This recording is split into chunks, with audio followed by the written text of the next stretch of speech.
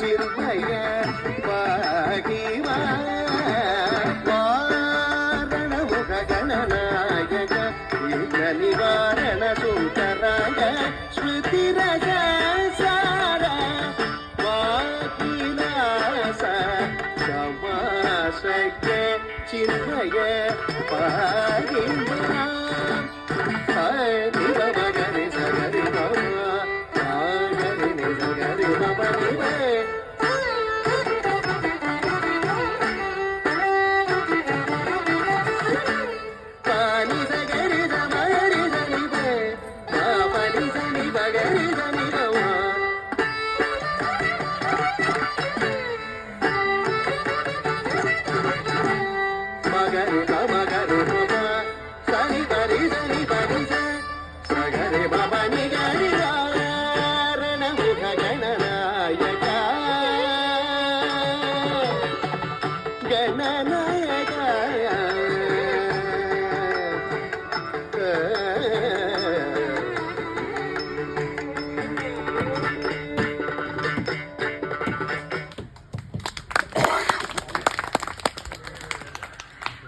ജീവിതത്തിൽ ആദ്യമാണ് ക്ലാസ്മേറ്റ്സിനോട് സംസാരിക്കുക. അതുകൊണ്ട് തന്നെ എനിക്കൊരു സഭാകമ്പം അനുഭവപ്പെട്ടുകൊണ്ടിരിക്കുകയാണ്. അപ്പോൾ എന്നോട് ചെറിയാച്ചൻ പറഞ്ഞു അല്പസമയം സംസാരിക്കണം. അപ്പോൾ എനിക്ക് പേടി, പെട്ടെന്ന് നിങ്ങൾ ബോറടിക്കുമോ, എനിക്ക് നിങ്ങളെ എന്താ പറയുക ബോറടിപ്പിക്കുമോ എന്നുള്ള ഭയത്താലാണ് ഞാൻ തുടങ്ങുന്നത്. ഞാൻ 2-3 കാര്യങ്ങൾ നിങ്ങളുമായിട്ട് ഡിസ്കസ് ചെയ്യാൻ ആഗ്രഹിക്കുന്നു. ഒന്ന്, നമ്മുടെ ദൈവം നമ്മയൊക്കെ സൃഷ്ടിച്ചിരിക്കുന്നത് പരിധികളില്ലാതെയാണ്, പരിമിതികളല്ല, പരിധികളില്ലാതെയാണ്. പക്ഷേ പരിധികൾ ഉണ്ടാക്കുന്ന ചില വ്യക്തികളുണ്ട് നമുക്ക്. എൻ്റെ ഉയർച്ച, എൻ്റെ വളർച്ചയ്ക്ക്, അല്ലെങ്കിൽ എൻ്റെ വിജയം, എൻ്റെ തോൽവിയൊക്കെ എന്താ പറയേണ്ടത് ഡിസൈൻ ചെയ്യുക അല്ലെങ്കിൽ നിശ്ചയിക്കുന്ന ചില ആളുകളുണ്ട്. അവരെ നമ്മൾ തിരിച്ചറിയണം. അത് ആരാന്നറിയാവോ? നമ്മൾ തന്നെയാണ്. അപ്പം നമുക്ക് ചക്രവാളം വരെ, പരിധികളില്ലാതെ ദൈവം നമ്മെ സൃഷ്ടിച്ചു, നമുക്ക് ചക്രവാളം വരെ ഉയരാം. പക്ഷെ പലപ്പോഴും നമ്മൾ തന്നെയാണ് നമ്മളെ റെസ്ട്രിക്റ്റ് ചെയ്തുകൊണ്ടിരിക്കുന്നത്. വേണ്ട, എനിക്ക് വളരണ്ട, എനിക്ക് വികസിക്കണ്ട, അങ്ങനെ പറഞ്ഞു. ഇനി ടാലൻസ് എന്ന് പറഞ്ഞൊരു സാധനമുണ്ട്, കഴിവുകൾ. ശരിക്കും പറഞ്ഞാൽ അതൊരു ഗിഫ്റ്റ് ഓഫ് ഗോഡാണ്. ദൈവത്തിൽ നിന്നുള്ള ഒരു ഗിഫ്റ്റാണ് ഈ ടാലൻസ് എന്ന് പറയുന്നത്. അത് നമ്മൾ തിരിച്ചറിഞ്ഞിട്ടുണ്ടോ? തിരിച്ചറിയണം. നമുക്ക് ഓരോരുത്തർക്കും ടാലൻസ് ഉണ്ട്. നമ്മൾ വിചാരിക്കും ഇപ്പം ഈ വാക്കുകൾക്ക് തന്നെ ഒരു പ്രസക്തിയില്ല, നമ്മൾ വയസ്സായല്ലോ. എന്നായാലും നമ്മുടെ കഴിവുകൾ നമ്മൾ തിരിച്ചറിയണം. അത് വെച്ചിട്ട് നമ്മൾ എന്ത് ചെയ്യുന്നു, സമൂഹത്തിനോ നാടിനോ കൂട്ടർക്കോ അല്ലെങ്കിൽ ആർക്കെങ്കിലും ഒക്കെ അത് വെച്ചിട്ട് നമ്മൾ എന്തെങ്കിലുമൊക്കെ ചെയ്തു കൊടുക്കുന്നു. നമ്മൾ നല്ലൊരു പാട്ട് പാടുന്നു, ഡാൻസ് ചെയ്യുന്നു, ഇതെല്ലാം ആ ടാലൻസിൽ പെട്ടതാണ്. നന്നായി പെരുമാറുന്നു, നല്ലൊരു വീട്ടമ്മയാകുന്നതും അതിൻ്റെ ആ പരിധിയിൽ വരുന്നു. അപ്പോൾ ഈ ടാലൻസ് കൊണ്ട് നമ്മൾ എന്ത് ചെയ്യുന്നു എന്നതാണ് that's a gift to God, ദൈവത്തിന് തിരിച്ചു കൊടുക്കുന്നത്. ചിലരൊക്കെ അവരുടെ ടാലൻസ് തിരിച്ചറിഞ്ഞിട്ടില്ല എന്നാണ് ഞാൻ പറയുന്നത് ഇതാണ്, we are sleeping on our talents തിരിച്ചറിയാതെ നമ്മൾ അതിൻ്റെ പുറത്ത് കിടന്ന് ഉറങ്ങുകയാണ് പലപ്പോഴും. അങ്ങനെ ഒരു വലിയ പ്രശ്നമുണ്ട്. അപ്പോൾ അതിൽ മാർട്ടിൻ ലൂതർ കിങ് പറയുന്നത്, മറ്റൊരു എണ്ണം പറയാനുള്ളത്, bloom where you are planted. എവിടെ നടപ്പെട്ടു അവിടെ നമ്മൾ ഫ്ലവേഴ്സ് ഉണ്ടാക്കണം. താമരയെക്കുറിച്ച് പറയുന്നത്, താമര ചേറിലാണ് നിൽക്കുന്നത്. താമര എന്തെങ്കിലും ആഗ്രഹിച്ചിട്ടുണ്ടോ? എന്നെ ചേറിൽ നിന്ന് മാറ്റി ഞാൻ പൂക്കളൊക്കെ തരുന്നില്ലേ നല്ല രസമുള്ള, പക്ഷെ എന്നെ ചേറിലാണ് നട്ടിരിക്കുന്നത്, ഒരിക്കലും വിചാരിക്കുന്നില്ല. ഇതാണ് നമ്മുടെ ഓരോരുത്തരുടെയും തലയിൽ വര എന്ന് പറയുന്നത്, വിധി എന്ന് പറയുന്നത്. നമ്മൾ പല സ്ഥലങ്ങളിൽ പല സാഹചര്യങ്ങളിലാണ് വളർന്നത്, ജീവിച്ചത്. പക്ഷെ നമുക്ക് എല്ലാവർക്കും പുഷ്പിക്കാനുള്ള സാഹചര്യങ്ങൾ ജീവിതത്തിൽ ഉണ്ടായിട്ടുണ്ട്. മാർട്ടിൻ ലൂതർ കിങ് പറയുന്ന, അതായത് നമ്മൾ നമ്മുടെ പൊട്ടൻഷ്യൽ പുറത്തെടുക്കണമെന്നാണ് പറയുന്നത്. മാർട്ടിൻ ലൂതർ കിങ് പറയുന്നത് നല്ലൊരു തൂപ്പുകാരൻ, അങ്ങനെ ജോലി സ്ട്രീറ്റെല്ലാം തൂക്കുക എന്നുള്ളതാണ്. പക്ഷെ അങ്ങനെ അദ്ദേഹം പറയുന്ന, മാർട്ടിൻ ലൂതർ കിങ് പറയുന്നത്, നല്ലൊരു സ്യൂപ്പർ ആകണമെങ്കിൽ നിങ്ങൾ ഷേക്സ്പിയർ കഥ എഴുതിയതുപോലെ, ഷേക്സ്പിയർ എഴുത്തുകാരനാണെന്നറിയാമല്ലോ, ഷേക്സ്പിയർ എഴുതിയ പോലെ, കഥ എഴുതിയതുപോലെ, മൈക്കിൾ ആഞ്ചലോ പെയിൻറ്റിങ് ചെയ്തതുപോലെ ഒക്കെ ആയിരിക്കണം. അല്ലെങ്കിൽ ബിഥോവൻ എന്ന് പറയുന്ന മ്യൂസിക് കമ്പോസറുണ്ട്, അതുപോലെ തൂക്കണം, നന്നായി ചെയ്യണം, ആരെന്നുള്ളത് പ്രശ്നമല്ല. എന്നിട്ട് പറയുകയാണ്. അപ്പം അങ്ങനെ ഉള്ളെങ്കിൽ മാത്രമേ നമുക്ക് അയാളൊരു നല്ല തൂപ്പുകാരനെന്ന് പറയാൻ പറ്റൂ.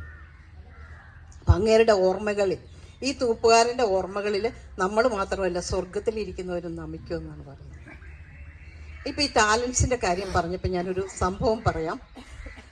2010 നമുക്കറിയാം ബോളിവുഡ് ലോക സിനിമാ ലോകത്ത് ഏറ്റവും പ്രശസ്തമായ അവാർഡാണ് എന്താ പറയുന്ന ബോളിവുഡിൽ കൊടുക്കുന്ന ബോളിവുഡിൻ്റെ അവാർഡിൻ്റെ പേര് ഒന്ന് പറഞ്ഞേ, ഞാൻ പേര് മറന്നു അതുകൊണ്ടാണ്. അല്ല, ഫാൽക്കെയ്ക്കും അതല്ല, ഓസ്കർ അവാർഡ്. ഓസ്കർ അവാർഡ് ശരി ശരി, ഓക്കെ, ബോളിവുഡ്. അപ്പം അദ്ദേഹം ഓസ്കർ അവാർഡ് പ്രഖ്യാപിക്കുന്ന ദിവസം എന്ന് പറയുന്നത് മാർച്ച് 7-ാം തീയതിയാണ്.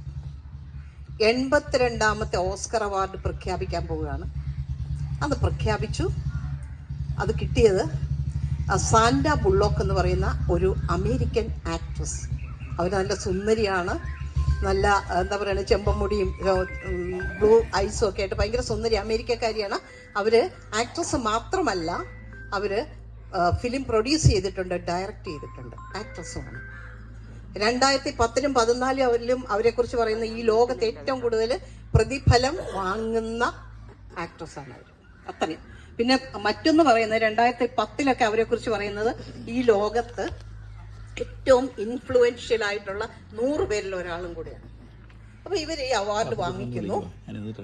പക്ഷേ നമ്മളറിയാത്ത മറ്റൊരു അവാർഡും കൂടെ ഈ ഫിലിം ലോകത്തുണ്ട്, കേട്ടിട്ടുണ്ടാവും തോന്നുന്നു. അപ്പൊ ഇവർക്ക് ഈ അവാർഡ് കിട്ടിയത് ഏത് സിനിമയെന്ന് പറയാം, ദ ബ്ലൈൻഡ് സൈഡ് എന്നും പറഞ്ഞൊരു സിനിമ. ആ സിനിമയിൽ ഇവരൊരു വീട്ടമ്മയായിട്ടാണ് അഭിനയിക്കുന്നത്. ഇവരൊരു കൊച്ചിനെ, ഒരു ടീനേജിലുള്ള ഒരു കറുത്ത വർഗ്ഗക്കാരനെ അഡോപ്റ്റ് ചെയ്യുന്നുണ്ട്. അതാണ് സിനിമ. അവരവനെ വളർത്തി ഫുട്ബോൾ പ്ലെയർ ആക്കുന്നതാണ് സിനിമ. ഈ സിനിമയുടെ ഇതിവൃത്തത്തെക്കുറിച്ച് പറയുന്നത് ഇങ്ങനെ ഒരെണ്ണം ലോകത്തും സംഭവിച്ചിട്ടുണ്ടെന്നാണ്. മൈക്കിൾ ഓഹെ എന്ന് പറയുന്ന ഒരു വലിയ ഫുട്ബോൾ പ്ലെയർ ഉണ്ട്. അങ്ങേരുടെ ജീവിതം ഇത് തന്നെയാണ്. അങ്ങേരുടെ ജീവിതത്തിൻ്റെ കഥയാണ് ഇവർ സിനിമയാക്കിയിരിക്കുന്നത്. ഇനി ഞാൻ മറ്റൊരു കാര്യം പറയാൻ പോവുകയാണ്. ഈ ഓസ്കർ അവാർഡ് പ്രഖ്യാപിക്കുന്നതിൻ്റെ തലേ ദിവസം മറ്റൊരു അവാർഡ് പ്രഖ്യാപിക്കാറുണ്ട്. നമ്മളിൽ എത്ര പേർക്ക് അറിയാമെന്ന് എനിക്ക് അറിഞ്ഞുകൂടാ. ഏറ്റവും മോശം, ആ വർഷത്തെ ഏറ്റവും മോശം അഭിനയത്തിനുള്ള അവാർഡും പ്രഖ്യാപിക്കാറുണ്ട്. റാസ്ബെറി അവാർഡ് എന്നാണ്, ഗോൾഡൻ റാസ്ബെറി അവാർഡ്. തമാശയിൽ പറയും വിട്ടിപ്പട്ടം എന്ന് പറയും. എനിക്ക് ഏറ്റവും മോശം അവാർഡ് കിട്ടിയാൽ ഞാൻ വാങ്ങിക്കാൻ പോകുമോ? നിങ്ങൾ എന്ത് തോന്നും? നിങ്ങൾക്ക് എന്ത് തോന്നും? ആരെങ്കിലും പോകുമോ ഇവിടെ നിന്ന്? ഇല്ല, ആരും വാങ്ങിക്കാറില്ല. പക്ഷേ അപ്രതീക്ഷിതമായിട്ട് ഒരേ വർഷം ഈ 2 അവാർഡും കിട്ടിയത് നമ്മുടെ സാന്ദ്ര ബുള്ളോക്കിനാണ്. തലേ ദിവസമാണ് അത് പ്രഖ്യാപിക്കുന്നത്. ഇത് നടക്കുന്നുണ്ട്, നമ്മൾ അറിയുന്നില്ലെന്നേ ഉള്ളൂ. അവരെന്നിട്ട് പറഞ്ഞത് എന്താണെന്ന് കേൾക്കണ്ടേ? അവർ പറഞ്ഞത്, ഞാനിത് മേടിക്കാൻ പോകും, 2ഉം മേടിക്കും, 2ഉം മേടിച്ച് ഈ 2 അവാർഡുകളും എൻ്റെ ഷെൽഫിൽ അടുത്തടുത്ത് വെക്കും. ഇതൊരു ഓർമ്മപ്പെടുത്തലാണ്. ദൈവം തന്ന കഴിവുകൾ ഞാൻ വിനിയോഗിച്ചാൽ ഞാൻ ഓസ്കർ അവാർഡിന് അർഹയാകും. അതല്ല, ഞാൻ എൻ്റെ കഴിവുകൾ വിനിയോഗിക്കുന്നില്ലെങ്കിൽ റാസ്ബെറി അവാർഡിന് അർഹയാകും. ഇത് നമ്മുടെയൊക്കെ ജീവിതത്തിലും ആപ്ലിക്കബിൾ അല്ലേ? നമ്മൾ നമ്മുടെ കഴിവുകൾ മാക്സിമം ഉപയോഗിച്ച ഓസ്കർ അവാർഡിന് മത്സരിക്കാനൊന്നും നമ്മൾ പോകുന്നില്ല. നമ്മുടെയൊക്കെ ജീവിതത്തിൽ ഒരുപാട് നല്ല നിമിഷങ്ങൾ ഉണ്ടായിട്ടുണ്ട്, സന്തോഷമുള്ള നിമിഷങ്ങൾ ഇപ്പോഴും ഉണ്ടായിക്കൊണ്ടിരിക്കുന്നു. അതെന്തുകൊണ്ടാണ്? നമ്മളും നമ്മുടെ കഴിവുകൾ, നമുക്ക് തമ്പുരാൻ തന്ന കഴിവുകൾ ഉപയോഗിച്ച സമയങ്ങളാണ് അത് നമ്മുടെയൊക്കെ ജീവിതത്തിലെ വിജയങ്ങൾ കൊണ്ടുവന്നത്. രണ്ടാമതൊരു പോയിന്റ് എനിക്ക് പറയാനുള്ളത്, it is never too late to set a goal. 72 വയസ്സായെന്ന് ഓർത്ത് ആരും വിഷമിക്കണ്ട.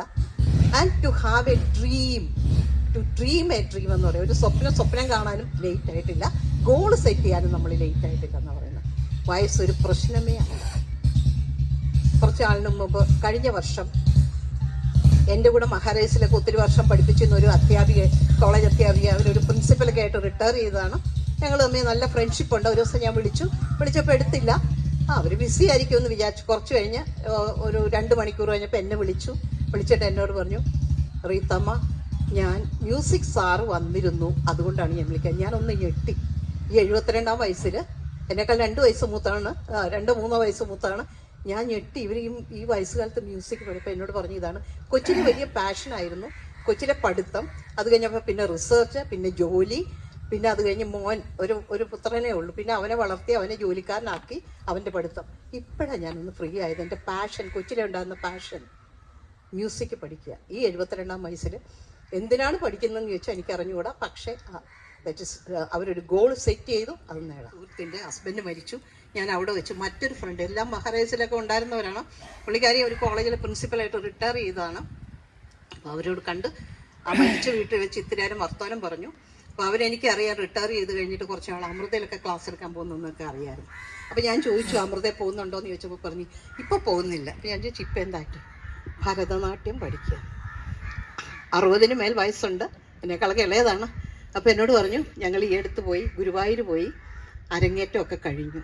കാരണം എനിക്കിത് പണ്ട് ചെറുതായിരുന്നപ്പോൾ പഠിച്ച് മുഖിയാക്കാൻ പറ്റിയില്ല, തീർക്കാൻ പറ്റിയില്ല. അതുകൊണ്ട് ഇപ്പം പഠിക്കുന്നു. അപ്പോൾ അതുകൊണ്ട് ഈ ഏജ് എന്ന് പറയുന്നത് ഇറ്റ് ഇസ് നോട്ട് അതൊരു ലിമിറ്റിംഗ് ഫാക്ടർ അല്ല. ഇപ്പോഴും നമുക്ക് പുതിയ സ്വപ്നങ്ങൾ കാണാം, സ്വപ്നങ്ങൾ സെറ്റ് ചെയ്യാം, ഗോൾസ് സെറ്റ് ചെയ്യാം. അതിനു വേണ്ടിയിട്ട് ശ്രമിക്കാം.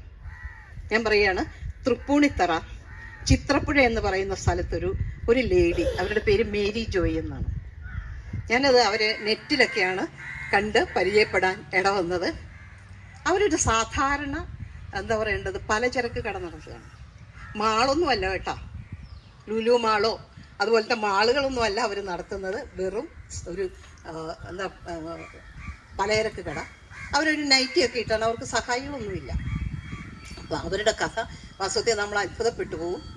ചെറുപ്പത്തിൽ അവർക്കൊരു ടൂറ് പോകാൻ വീട്ടിൽ നിന്ന്, സ്കൂളിലൊക്കെ പഠിക്കുമ്പോൾ ഒരിക്കലും ടൂറൊന്നും പോകാൻ പറ്റിയിട്ടില്ല.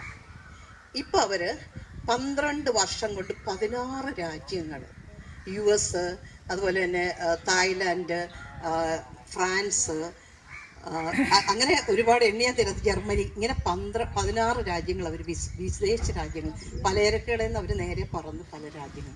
അപ്പം അവരുടെ കഥ പറഞ്ഞാൽ, അവർ ശരിക്കും പറഞ്ഞാൽ അവരുടെ ഹസ്ബൻഡ് മരിച്ചുപോയി.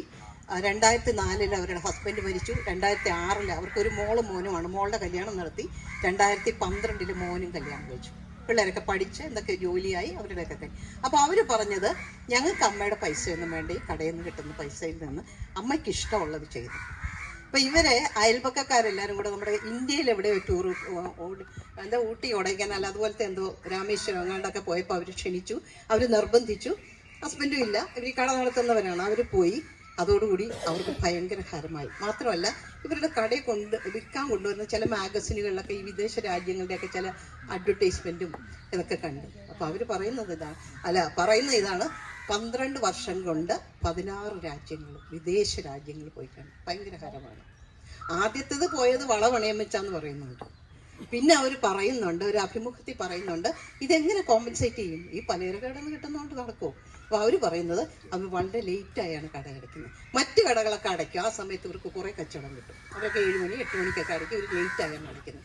പിന്നെ ഹോളിഡേയ്സ് ഉണ്ട്. ഏത് ഹോളിഡേയ്സിൽ ഇവർ കട നടക്കും. അവർ പോയി ഇപ്പോൾ. അപ്പോൾ അവർ പറയുന്നത് 57 വയസ്സ് വരെ ഒരു ബർത്ത്ഡേ പോലും അവർ ആഘോഷിച്ചിട്ടില്ല. അതിനുള്ള വക അവർക്കില്ലായിരുന്നു. ഒരു ചെറിയ ടൂറ് ഇവിടെ നിന്ന് തൃപ്പൂണിത്തറയെന്ന് എറണാകുളം വരെ പോലും വരാൻ അവർക്ക് ചെറുപ്പകാലത്ത് പറ്റിയിട്ടില്ല. അവർ പറയുന്ന 58-ാം വയസ്സിലെ ബർത്ത്ഡേ ആഘോഷിച്ചത് തെംസ് നദിയുടെ തീരത്ത് ഷേക്സ്പിയറിൻ്റെ നാട്ടിലാണ് 58-ാം വയസ്സിലെ ബർത്ത്ഡേ ആഘോഷിച്ചത്. ഒന്ന് ആലോചിച്ച്. ഇതാണ് നമുക്കുമൊക്കെ സ്വപ്നങ്ങളുണ്ടെങ്കിൽ നമുക്ക് നേടാം. അതിനി ഏജ് ഒരു ഫാക്ടർ ആവണ്ട. ഇനിയും നമുക്ക് ഒരുപാട് ചാൻസുകൾ ഉണ്ട്. അതാരും മറന്നു പോകണ്ട എന്നുള്ളതാണ് എനിക്ക് പറയാനുള്ളത്. മൂന്നാമത്തെ പറയാനുള്ള ഉദ്ദേശിച്ച പോയിന്റ് ഇതാണ്. ഡൈ MT എന്ന് പറഞ്ഞൊരു പുസ്തകം ഞാൻ വായിക്കാനിടയായി. അതിൻ്റെ ഓതറിൻ്റെ പേര് ടോഡ് ഹെൻറി എന്ന് പറയുന്ന ഒരു അമേരിക്കൻ അസ്ട്രോളജിസ്റ്റ്, പ്രൊഫസറാണ് അദ്ദേഹം 5-6 പുസ്തകം എഴുതിയിട്ടുണ്ട്. അതിൽ വളരെ രസകരമായൊരു ബുക്കാണ് ഡൈ MT. ആ പുസ്തകത്തിൽ പറയുന്ന ഇതാണ്, നമ്മൾ അൺലീഷ് യുവർ പൊട്ടൻഷ്യൽ, നിന്റെ പൊട്ടൻഷ്യൽ മുഴുവൻ പുറത്തെടുക്കുക. അല്ലെങ്കിൽ ഇതുമായിട്ട് സെമിത്തേരി പോയി കിടക്കേണ്ടി വരും കഴിവും കൊണ്ട്. വല്ല പ്രയോജനമുണ്ടോ?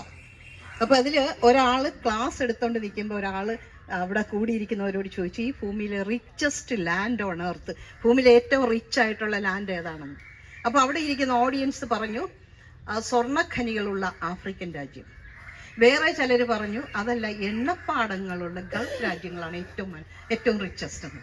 അപ്പൊ ഇദ്ദേഹം പറഞ്ഞു നോ, സിമിത്തേരികളാണ് റിച്ചസ്റ്റ് ലാൻഡ്. കാരണം ഒരുപാട് പൊട്ടൻഷ്യൽ, ഒരുപാട് ആശയങ്ങളും ഒക്കെ ആയിട്ടാണ് നമ്മൾ സിമിത്തേരി പോകുന്നത്.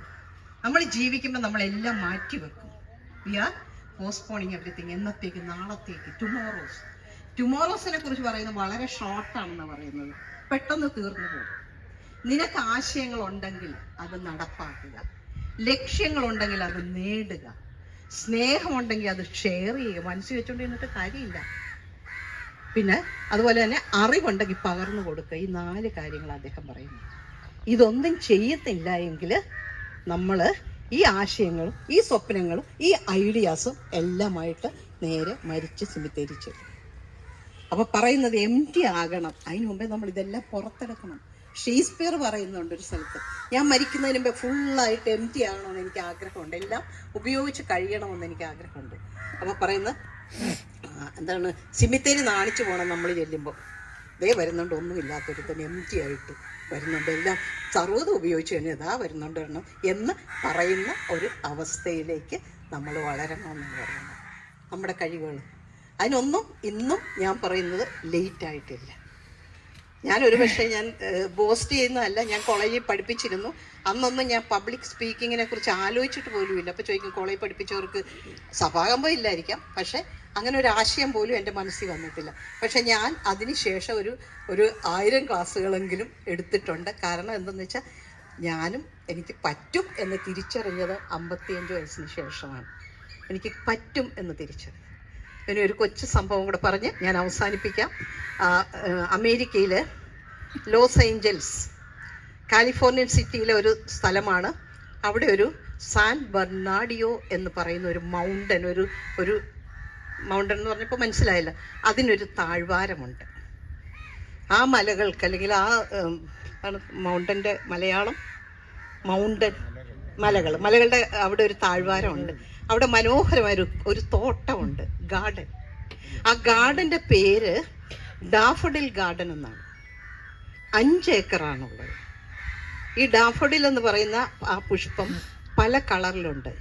ക്രീമുണ്ട്, ലെമൺ യെല്ലോ ഉണ്ട്, ബട്ടർ യെല്ലോ ഉണ്ട്, സാൽമൺ പിങ്ക് ഉണ്ട്, പിങ്ക് കളറുണ്ട്, പിന്നെ നമ്മുടെ കുങ്കുമ കളറുണ്ട്. 5 കളറിലുള്ള ഫ്ലവേഴ്സ് ഉണ്ട്. ഭയങ്കര മനോഹരം. 5 ഏക്കറുണ്ട്. പക്ഷെ ഇത് നട്ടുപിടിപ്പിച്ചിരിക്കുന്നത് എങ്ങനെയാന്ന് വെച്ചാൽ ഈ 5 ഏക്കറിൽ സ്ട്രിപ്പായിട്ടാണ് നട്ടുപിടിപ്പിച്ചിരിക്കുന്നത്. ഒരു സ്ട്രിപ്പ് പിങ്ക്, ഒരു സ്ട്രിപ്പ് ക്രീം, അങ്ങനെ ഭയങ്കര ഇങ്ങനെ ഇടകലർത്തി. അതായത് ഒരു സ്ട്രിപ്പിൽ ഒറ്റ കളർ, എല്ലാം ഒരു ചെടി തന്നെ. ഇത് ഈ സീസൺ എന്ന് പറയുന്നത് മാർച്ച് ഫസ്റ്റ് വീക്ക് തൊട്ട് ഏപ്രിൽ വരെയാണ് ഇതിൻ്റെ സമയം. ഒരു മാസം മാത്രമേ ഉള്ളൂ ഈ പൂക്കൾ. അത് കഴിയുമ്പോൾ ഈ ചെടി നശിച്ചു പോകും. ചെടി ഉണ്ടാകുന്നത് നമ്മുടെ ലില്ലിച്ചെടിയൊക്കെ ഉണ്ടാകുന്ന പോലെ ഒരു ബൾബിൽ നിന്നാണ് ഉണ്ടാകുന്നത്. ഒത്തിരി കാഴ്ചക്കാർ കാണാൻ വരും. അപ്പോൾ ഒത്തിരി പേര് കാണാൻ വരും. ഇത് കാണാനായിട്ട് വന്നു കഴിയുമ്പം സാധാരണഗതിയിൽ നമുക്കൊരു ആകാംക്ഷ തോന്നുമെന്നാണ് പറയുന്നത്. ഞാൻ പോയിട്ടൊന്നുമില്ല കേട്ടോ. ആകാംക്ഷ ഇതാണ്. അപ്പോൾ ഇതിനെക്കുറിച്ച് ഒരു കവി വിവരിച്ചിരിക്കുന്ന ഇതാണ്: സ്വർഗത്തിലെ വർണ്ണക്കുടങ്ങൾ നിറച്ചു വെച്ചെന്നും ആരോ അതുവഴി നടന്നപ്പോൾ അറിയാതെ കാല് തട്ടി ഈ കളറുകൾ താഴേക്ക് വീണതാണെന്ന്, അത്രയ്ക്ക് മനോഹരമാണെന്നൊക്കെയാണ് ഇതിനെക്കുറിച്ച് വിവരിക്കുന്നത്. എന്തുവാട്ടെ, ഇത് കണ്ടു കഴിയുമ്പം സാധാരണഗതിയിൽ നമുക്ക് നാച്ചുറലായിട്ടൊരു ചിന്ത മനസ്സിൽ വരും, ഇതാരുടെയാണ്, ഇതാരാണ് ഇതിനെ പരിപാലിക്കുന്നതെന്ന്.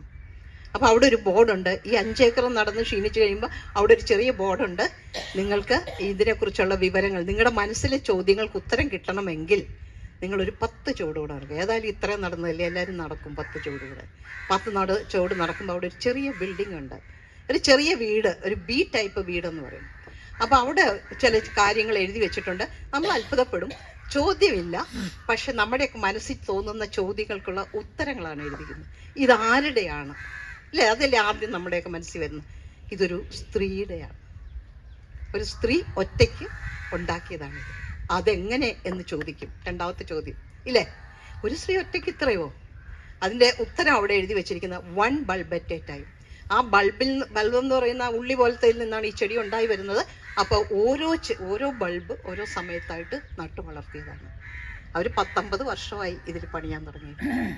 ഒറ്റയ്ക്ക് പണിയാൻ തുടങ്ങിയിട്ട് 5 ഏക്കറും ഉണ്ട്, ഇഷ്ടംപോലെ ചെടികളും ഉണ്ട്. അപ്പോൾ അതിന് നമുക്കൊരു അവിടെ ഒരു മനോഹരമായൊരു മെസ്സേജ് എഴുതി വെച്ചിട്ടുണ്ട്. നിങ്ങൾക്കും പറ്റും. ഗാർഡൻ ഉണ്ടാക്കാനല്ല, ജീവിതത്തിൽ എന്തും ചെയ്യാൻ, എന്തും നേടാൻ സാധിക്കും. പ്രൊവൈഡഡ്. നിങ്ങൾ പറയരുത്, എന്ത് പറയരുത്, പിന്നീടാവട്ടെ, എനിക്ക് സമയം കിട്ടട്ടെ, പൈസ ശരിയാവട്ടെ, മക്കളെയൊക്കെ കെട്ടിച്ചു കഴിയട്ടെ, റിട്ടയർ ചെയ്യട്ടെ, എൻ്റെ ആരോഗ്യം ബെറ്ററായിട്ട്, ഒന്നും പറയരുത്. You start tomorrow it self. നാളെ തൊട്ട് തുടങ്ങുക. എന്താണോ ചെയ്യാൻ ഉദ്ദേശിക്കുന്നത് അതിന് നാളെ തൊട്ട് ചെയ്യുക. അപ്പോൾ ഇതുപോലെ ഗാർഡൻ എന്നല്ല, എന്ത് വേണമെങ്കിലും നമുക്ക് ജീവിതത്തിൽ നേടാൻ കഴിയും എന്നാണ് അവിടെ എഴുതി വെച്ചിരിക്കുന്നത്. അവർ ചോദിക്കുന്ന ഒരു ചോദ്യമുണ്ട്, ഒരാൾ പർവ്വതം കീഴടക്കുന്ന ഒറ്റച്ചാട്ടത്തിനാണോ? ഒരിക്കലുമല്ല. ബേബി സ്റ്റെപ്സ് എന്ന് പറയും ഇല്ലേ? കൊച്ചു കൊച്ചു ചുവടുകൾ വെച്ചിട്ടാണ് പർവ്വതത്തിൻ്റെ മുകളിലെത്തുന്നത്. അതുപോലെ നമുക്കും ജീവിതത്തിൽ പലതും നേടാൻ പറ്റും.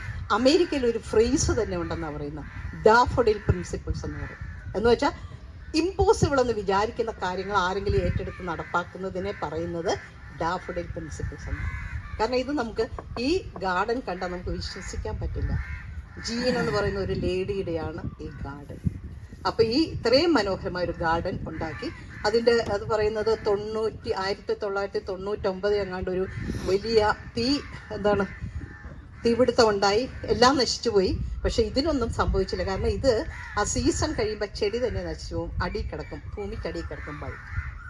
അവരെക്കുറിച്ച് പറയുന്നത് ഷീ ടച്ച് ദ ലാൻഡ് എന്നാണ്. നമ്മുടെ ചുറ്റുമുള്ള ലാൻഡിനെ അവരുടെ ചുറ്റുമുള്ള ഒരു ലാൻഡിനെ അവർ സ്പർശിച്ചു മനോഹരമാക്കി. ഇത് നമ്മുടെയൊക്കെ ജീവിതത്തിലും ശരിക്കും നമുക്ക് നല്ല സ്നേഹമുള്ള ഫ്രണ്ട്സ്, അയൽക്കാർ, ഇതൊക്കെ ഉണ്ടാകുമ്പോൾ നമ്മളും ഒക്കെ ഇത് തന്നെയാണ് ചെയ്യുന്നത്. ഡാഫോഡിൽ ഗാർഡൻസ് തന്നെയാണ് നമ്മൾ വളർത്തുന്നത്. നമ്മുടെ വീട്ടിലാണെങ്കിലും കുടുംബത്തിലാണെങ്കിലും നമ്മൾ ജോലി ചെയ്ത സ്ഥലങ്ങളിലാണെങ്കിലും നമുക്ക് എന്തെങ്കിലുമൊക്കെ ശേഷിപ്പിച്ച് പോരാൻ. വി ഓൾസോ ടച്ച്ഡ് ഇല്ലേ? നമ്മൾ ടച്ച് ചെയ്തിട്ടുണ്ട്, ഇനിയും ടച്ച് ചെയ്യാൻ നമുക്ക് സമയം ധാരാളം ഉണ്ട്. ഇത്രയൊക്കെ പറഞ്ഞ് ഞാൻ അവസാനിപ്പിക്കുകയാണ്. നിങ്ങളെല്ലാവരും എന്നെ ശ്രവിച്ചതിന് ഞാൻ ബോറടിപ്പിച്ചോന്ന് എനിക്ക് അറിഞ്ഞുകൂടാ. ശ്രവിച്ചതിന് നന്ദി. നമുക്കും ജീവിതത്തിൽ ഒത്തിരി കാര്യങ്ങൾ നേടാൻ പറ്റും എന്നുള്ള ഓർമ്മയിൽ നമുക്ക് പിരിയാം. ഇമ്പോസിബിൾ എന്ന് വിചാരിക്കുന്ന കാര്യങ്ങൾ നടത്താൻ നമ്മൾ ഇപ്പോഴും ലേറ്റായി പോയിട്ടില്ല. പിന്നെ പറയുന്നത് സ്വാമി വിവേകാനന്ദൻ പറയുന്നത്, നിന്റെ കയ്യിൽ 1 രൂപ പോലും ഇല്ലെങ്കിലും നീ ദരിദ്രനല്ല. അവനെ ദരിദ്രനെന്ന് വിളിക്കാൻ പാടില്ല. പക്ഷെ നിനക്ക് ലക്ഷ്യങ്ങളില്ല, സ്വപ്നങ്ങളില്ല എങ്കിൽ അവനെ നീ ദരിദ്രനെന്ന് വിളിച്ചോണം. നമുക്കിനിയും സ്വപ്നങ്ങൾ കാണാൻ ഇഷ്ടംപോലെ സമയം ഉച്ചം ഉണ്ട്. ദൈവം അതിനെ അനുഗ്രഹിക്കട്ടെ എന്ന് പ്രാർത്ഥിക്കുന്നു. എല്ലാവരെയും കണ്ടതിൽ ഒത്തിരി സന്തോഷം. നമ്മളും ഇവിടെ നിന്ന് ഒരുപാട് എനർജി സ്വീകരിച്ചാണ് പിരിഞ്ഞു പോകാൻ ഇരിക്കുന്നത്. അല്ലെങ്കിൽ നമ്മൾ വീടുകളിലേക്ക് പോകുമ്പോൾ കുറേ എനർജി കിട്ടും ഇല്ലേ? നിങ്ങളെയൊക്കെ കണ്ടതും സംസാരിച്ചതും ചിരിച്ചതും ഒക്കെ ആയ കുറേ എനർജിയുമായിട്ടാണ് നമ്മൾ അടുത്ത പ്രാവശ്യം മീറ്റ് ചെയ്യുന്നത് വരെ ഈ നല്ല ഓർമ്മകൾ നിലനിൽക്കട്ടെ എന്ന് ആശംസിക്കുന്നു. അതുപോലെ തന്നെ ഇതൊക്കെ ഓർഗനൈസ് ചെയ്ത പലരുണ്ട്, ഒരുപാട്. നമ്മളൊക്കെ വീട്ടിൽ നിന്ന് ഇന്ന് ഡയറക്റ്റിങ് വന്നതേ ഉള്ളൂ. ഇതിനു വേണ്ടി പ്രയത്നിച്ച് ഇവിടെ വന്ന് പല കാര്യങ്ങളൊക്കെ ചെയ്യുക, അന്വേഷിക്കുകയൊക്കെ ചെയ്ത പലരും ഉണ്ട്. അവർക്ക് ഞങ്ങളുടെ എല്ലാവരുടെയും പേരിൽ നന്ദി പറയുന്നു. Okay, thank you. സന്തോഷമുണ്ട്. എന്നാലും ഞാൻ പാട്ട് അതിനേക്കാൾ മുന്നേ എല്ലാവരും നോക്കി മസിൽ പിടിച്ചിരിക്കുന്ന പോലെ എനിക്ക് തോന്നി. അതുകൊണ്ട് അല്പം ജോക്കായത്, അല്പം തമാശ പറഞ്ഞാൽ നർമ്മം കലർന്ന 1-2 ചെറിയ കാര്യങ്ങൾ, ചെറിയ കഥകൾ ഞാൻ പറഞ്ഞു നമുക്കൊന്ന് ചിരിക്കാൻ കഴിയുമെങ്കിൽ അത് കഴിഞ്ഞിട്ട് ഞാൻ പാട്ട് പാടാം. അങ്ങനെ ആകട്ടെ. നമ്മളുടെ നാട്ടുമ്പുറങ്ങളിലേ ചെറിയ ചെറിയ ഫംഗ്ഷൻ കാണും. ഫംഗ്ഷനിൽ നമ്മൾ പോകുമ്പോൾ അവിടെ ഒന്നാമതായിട്ട് കാണുന്നൊരു പ്രശ്നമെന്ന് പറയുന്നത് മദ്യപാനമാണ്. ചെല്ലുമ്പോൾ തന്നെ ഇന്നത്തെ കാലത്ത് ചെറുപ്പക്കാർ മറ്റുണ്ടോ 2 വിഴാൻ വല്ല മാർഗമുണ്ടോ ചോദിക്കും. അപ്പോൾ അങ്ങനെ ഒരു അനുഭവത്തില്ലേ. അപ്പോൾ ഞാൻ മിക്കവാറും ഇങ്ങനെയുള്ള കാര്യത്തിൽ എതിര് പറയുന്ന ആളാണ്, അത് ശരിയല്ലെന്ന്. അപ്പോൾ 1-2 പേര് എൻ്റെ അടുത്ത് വന്ന് ചോദിക്കും, നിങ്ങൾ കഴിക്കാറില്ലേ? ഞാൻ പറഞ്ഞു ഞാൻ കഴിക്കാറില്ല. പിന്നെ എപ്പോഴാണ് കഴിക്കുക? ഞാൻ പറഞ്ഞു ഞാൻ അളിയൻ വരുമ്പോൾ മാത്രമേ കഴിക്കുള്ളൂ എന്ന് പറയും. അപ്പോൾ അളിയൻ എപ്പോഴാണ് വരിക? അളിയൻ എല്ലാ ദിവസവും രാവിലെ വരും, വൈകുന്നേരം പോകുള്ളെന്ന് പറയും. അപ്പോൾ അങ്ങനൊരു അവസ്ഥ. അങ്ങനെ ഇരിക്കുമ്പോൾ ഒരു വീട്ടിലെ ഒരു കുഞ്ഞിനെ പേരിൽ കർമ്മം നടക്കുവാണ്.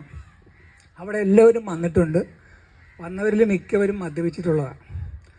അപ്പോൾ പേരിടാൻ വന്നപ്പോൾ അച്ഛനും അച്ഛൻ്റെ കൂട്ടുകാരും കൂടെ കുഞ്ഞിന് ഒരു പേര് തീരുമാനിച്ചിട്ടാണ് വന്നത്. അങ്ങനെയല്ലേ ബന്ധപ്പെട്ട ഓരോരുത്തരും ഓരോ പേര് സെലക്ട് ചെയ്തിട്ടാണ് വന്നത്. അപ്പോൾ ഇത് ചെറിയ മദ്യം കഴിച്ച് മിക്കവരും നിന്നതുകൊണ്ട് തർക്കമായി, ഓരോരുത്തർ പറഞ്ഞ പേരിടണമെന്ന്. അവസാനം ഇതിൽ മുതിർന്ന ഒരു കാരണവർ പറഞ്ഞ് ആരും അതിനെക്കുറിച്ച് തർക്കിക്കണ്ട, ജ്യോത്സ്യം വന്നിട്ടുണ്ടല്ലോ, അങ്ങേര് പറഞ്ഞാൽ നമുക്ക് സ്വീകരിക്കാം, എല്ലാവരുടെ അഭിപ്രായം എന്ത് വെച്ചപ്പോൾ ശരി അങ്ങനെ ചെയ്യാമെന്ന് പറഞ്ഞു. അപ്പോൾ ജ്യോത്സ്യം പറഞ്ഞാൽ ഞാൻ പറയാം, നിങ്ങൾ അംഗീകരിക്കാമെന്ന് പറഞ്ഞു. അപ്പോൾ കൊച്ചിൻ്റെ അച്ഛൻ്റെയും അമ്മയുടെയും പേര് ചേർത്തിട്ടൊരു പേര് നമുക്ക് നിർദ്ദേശിക്കാമെന്ന് പറഞ്ഞു. അപ്പോൾ എല്ലാവരും അതിന് സ്വീകാര്യമായി സമ്മതിച്ചു. അപ്പോൾ അച്ഛൻ്റെ പേര് വിജയനെന്ന്, അമ്മയുടെ പേര് ഗിരി എന്നുവാ. ഉടനെ ജ്യോത്സ്യം പറഞ്ഞു നമുക്ക് വിജാഗിരി എന്നിട്ടേക്കാന്ന് പറഞ്ഞു. അങ്ങനെ കൊച്ചിന് വിജാഗിരി എന്ന് പേരിട്ട് അവരെല്ലാവരും അംഗീകരിക്കുകയും ചെയ്തു. ഇതിന് ശേഷം മാസങ്ങൾക്ക് ശേഷം കൊച്ചിന് കാതുകുത്ത് പ്രശ്നം വന്നു. അപ്പോൾ കാത് കുത്താനായിട്ട് അമ്മയും കൂടെ കൊണ്ടുപോവുകയാണ്. പോകുന്ന വഴിയിൽ അമ്മ പറഞ്ഞു, പോകുമ്പോൾ കുഞ്ഞ് കുത്തുമ്പോൾ വേദനിക്കുമ്പോൾ കരയത്തില്ലേ, അതുകൊണ്ട് നമുക്ക് 2 മിഠായി വാങ്ങിച്ചുകൊണ്ട് പോകാമെന്ന് പറഞ്ഞു. അങ്ങനെ ഒരു മിഠായി വാങ്ങിച്ചു. കാതുകുത്തിനടുത്ത് ചെന്നു. ആദ്യത്തെ കാതുകുത്തിയ കൊച്ചു വല്ലാതെ കരയാൻ തുടങ്ങി. അപ്പോൾ രണ്ടാമത്തെ കുത്തുമ്പോൾ കാണാൻ കഴിയില്ല എന്ന് പറഞ്ഞ് തിരിഞ്ഞു നിന്നുകൊണ്ട് മിഠായി വായിലോട്ട് വെച്ച് കൊടുത്തു. മിഠായി വെച്ചത് കാത് കുത്തനാളുടെ വായിലോത്തോട്ടാണ്. അപ്പം അങ്ങനെ